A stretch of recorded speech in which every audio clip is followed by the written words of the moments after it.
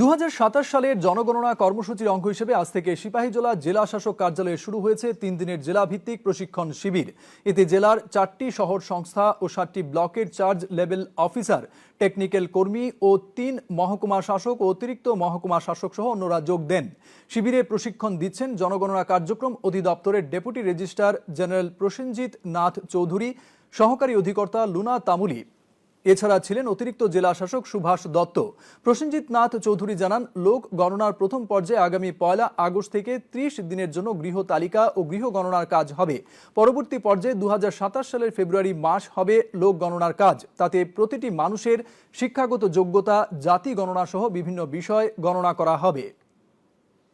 এই সেন্সাসের সেটা করা হবে এবং তার আগে এবার যেটা সবচেয়ে বেশি ইম্পর্টেন্ট বা নতুন, যেটা কোনো সেন্সাসে আগে হয় নাই, সেলফ এনুমারেশন, যে নিজের একজন নাগরিক বা সরি আপনাদের যে বলে যারা থাকেন কোনো একটা পার্টিকুলার এরিয়াতে, ওনাদের নিজের ইনফরমেশন নিজেই ভরবেন, ফিল আপ করবেন কোয়েশনের মধ্যে।